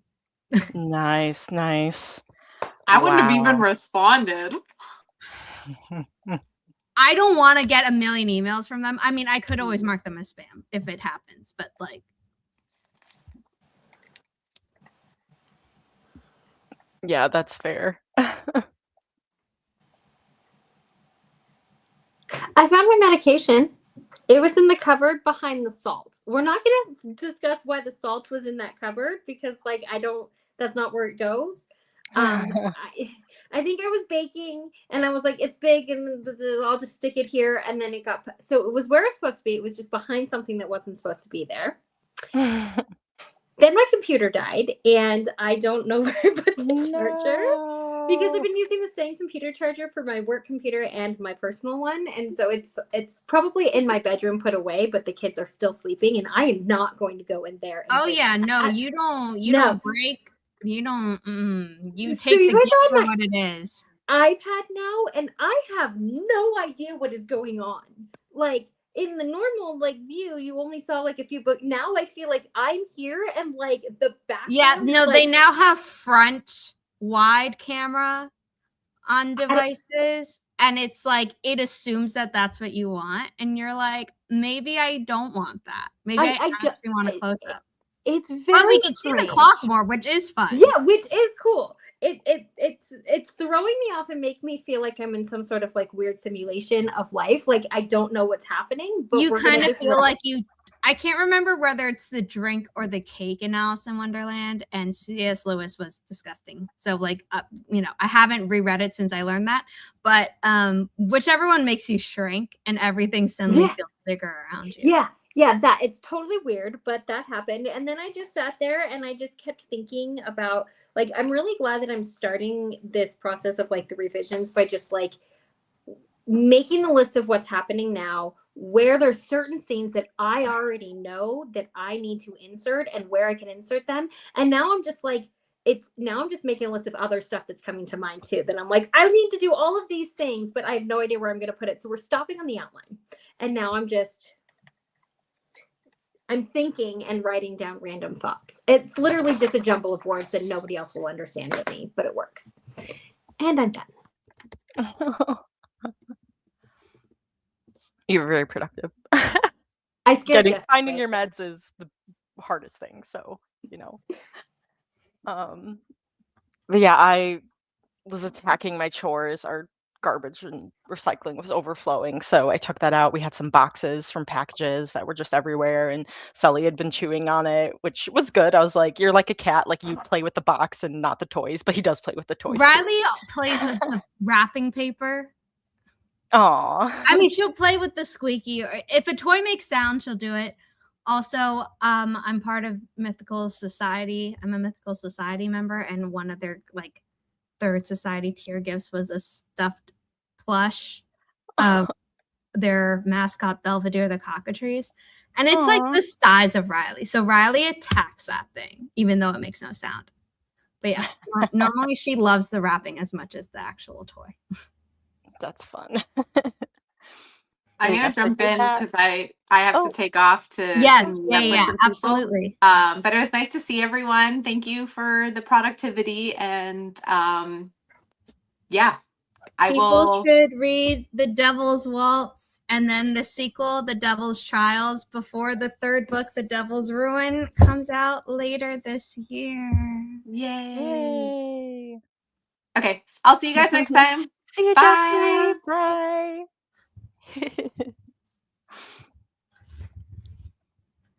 Bye. Oh, I will check my messages. But yes, and then I I did put the dishes away, and then I scooped the cat litter and refilled it because one of the boxes that had been upstairs for a long time were the new bags of cat litter. So yeah, it was a productive sprint. Nice.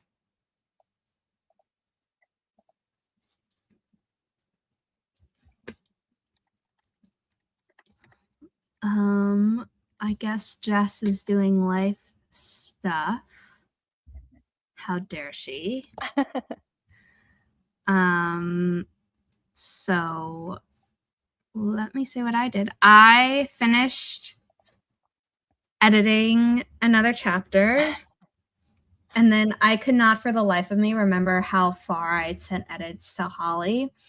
But she had then sent me those chapters revised along with like a lot of the rest of the manuscript revised, and I'm now making my way through that. So Holly, I think I'm going to send you chapters. I'm going to finish 10 right after this sprint, this live stream ends. And then I will send you 1 through 10, which is 1/5 of your manuscript. Sounds good. At least in chapter number. I haven't checked page count. Because that is not useful to me while I'm editing your book. Or developmental online. I'm like 2 pages into chapter 10, which isn't that long a chapter, I don't believe. So I should get it to you rather quickly. And I think I'll go in batches of 10 if that's all right with you, just to try and make the best of our time. Cool. Sounds good. Oh, look at that timing. Yeah, I tend to sprint chores as well. But yesterday, my mom and I spent 4 or 5 hours in my apartment, like organizing and getting rid of junk and deciding what to donate, and it's still not done. And so I'm all chored out today. I'm like, I want to do actual, not that chores aren't work, and like stay-at-home moms are doing it like all the time. But I mean, for me, like actually working for my company, because I did so much of the other stuff yesterday. So that's why I'm like knocking out the social media posts that have been drafted by the social media assistant and doing this so I can send Holly like, oh, here are my thoughts on like how you fixed it, and then the other stuff. So Yay. So I think I had comments on what you fixed as well, just like, oh, like let's fix some other things too, like because I clearly forgot to say it in the first time around. You know, it's like you catch more things every single time. Right. But I'm trying to kind of collapse 2 rounds of edits into one just for timing reasons, which I literally made a video recently about how I don't do that anymore. And now I'm like, I feel like a hypocrite.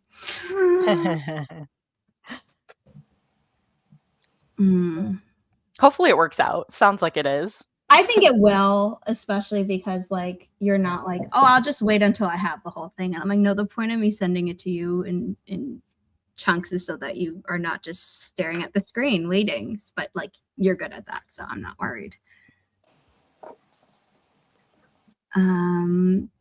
Okay, Gnome to Bloom. If you would like to remember future streams, you can always check out inimitablebooks.com's calendar tab.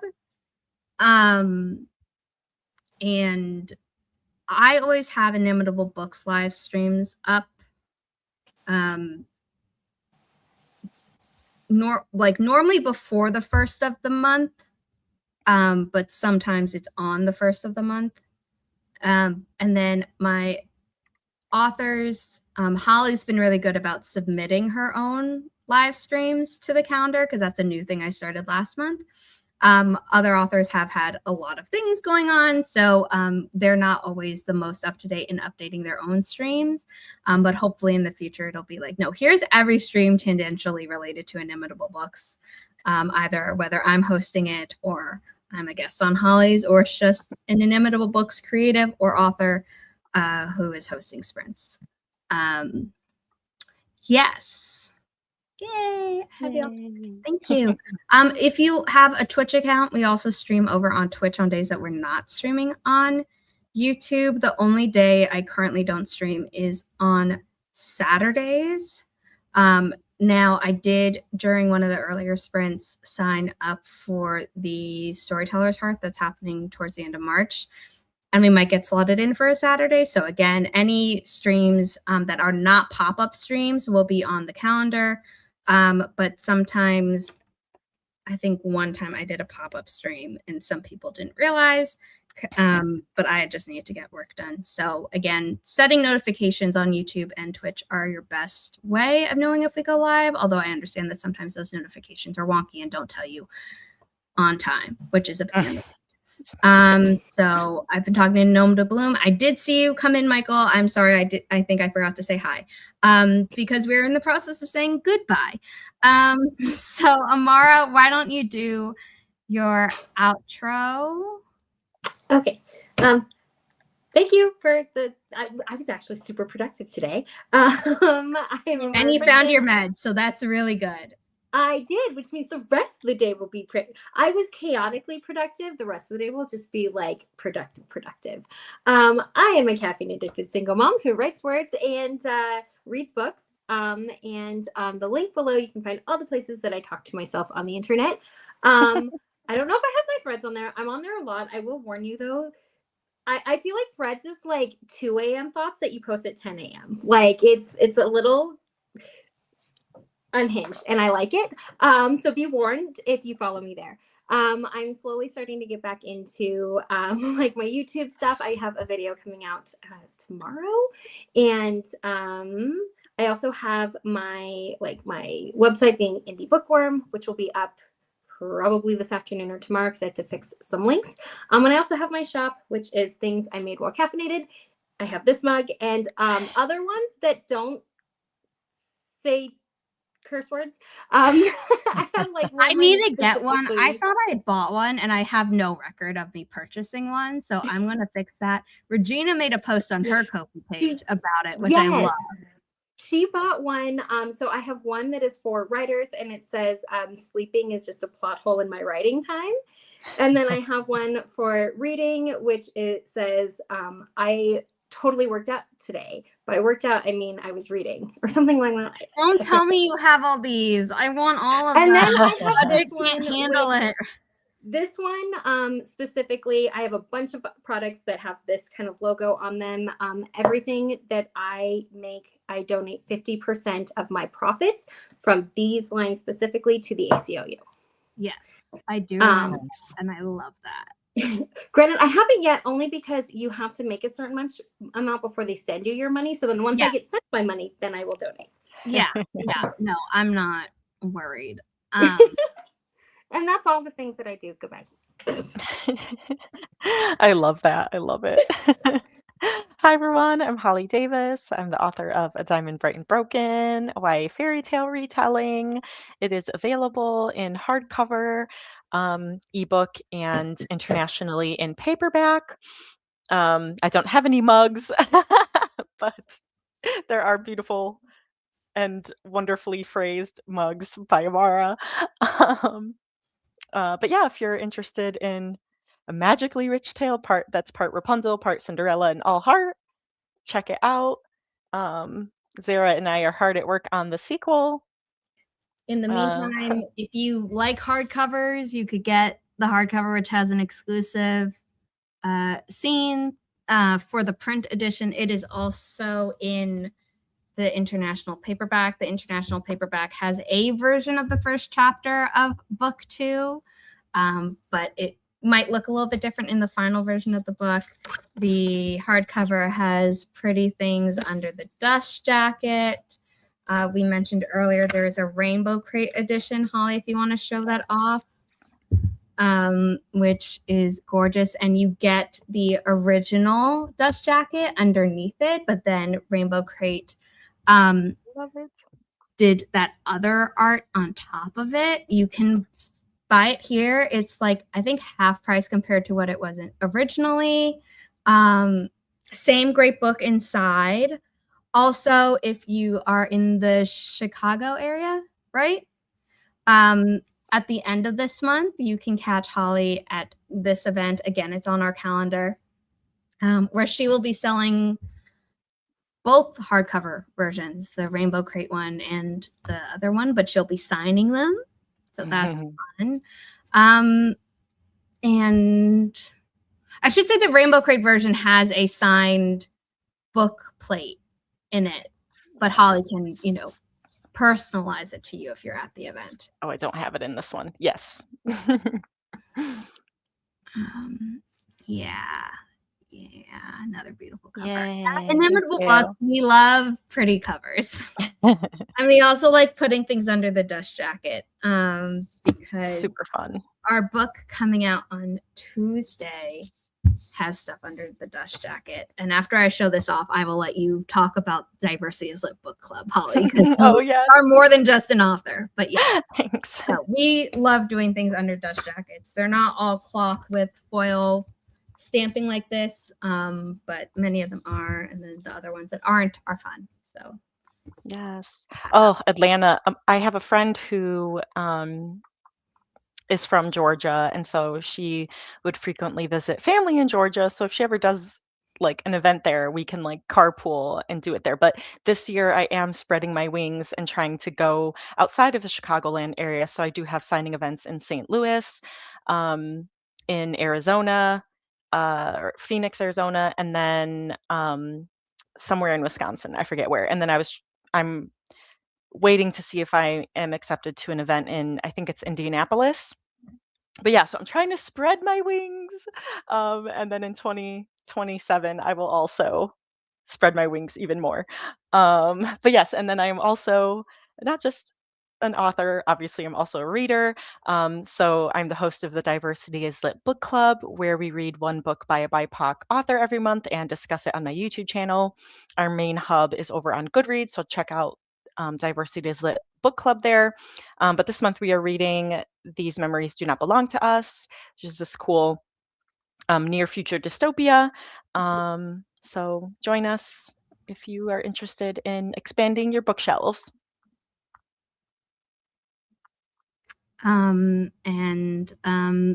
Jess the Hex Library has a link tree, which I will pop up because I think Jess is just doing life stuff.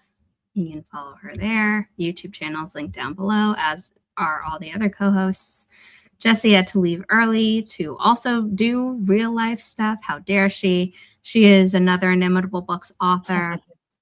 She has self-published many books on her own, but the Love and Hell trilogy is being published by Inimitable Books. The Devil's Waltz is how I met her a decade ago, when we were critique partners. And this has been a labor of love. We got awesome blurbs. For her Apolycon edition, she had Sasha Alsberg do a quote. The first print has Wendy Higgins as a quote, and the second print run has Maria V. Snyder as the quote. So we love this book. And then the sequel, The Devil's Trials, came out last year, and The Devil's Ruin Book 3 will be coming out this fall. She is working on edits the same way that Holly is working on edits for her sequel. So it's always busy at Inimitable Books. Again, Grandma's Little Secret comes out on Tuesday. If you have not yet pre-ordered, we just recently added a link to the book page, where you can get a signed copy from the Mysterious Bookshop in New York. If you're able to come to New York, then it can be personalized. Otherwise, they will just mail it to you. That event is actually going to be in conversation with Kate Kavanaugh, whose book, Thanks for Watching, we will be publishing in April. These two will be talking about their books, probably about their friendship and how they met through AuthorTube, and lots of fun things.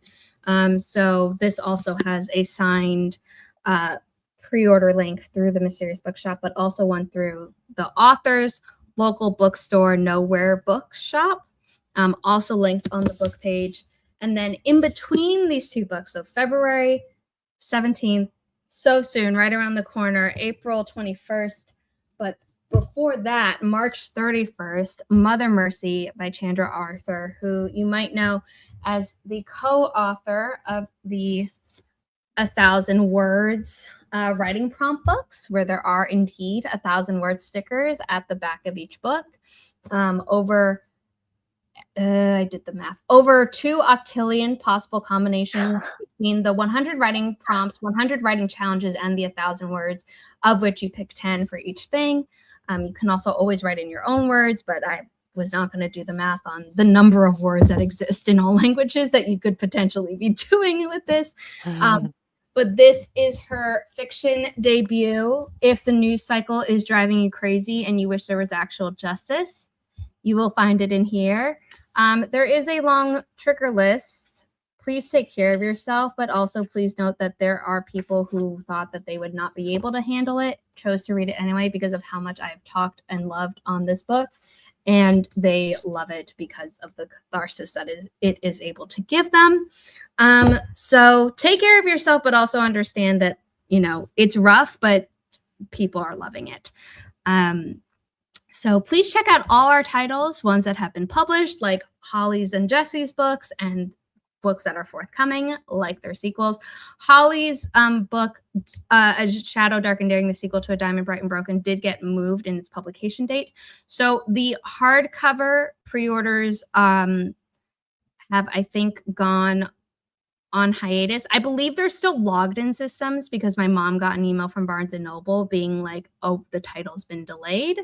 I don't think you have to pre-order again, but currently none of those links are active. They will become reactive again closer to the publication date. You can, of course, pre-order the ebook and show support that way. But if you are someone who prefers hardcovers or can afford a hardcover and are on the fence, you might want to wait until those hardcover links get shared again by Holly and Inimitable Books, because that tells bookstores like, hey, we're interested in this book.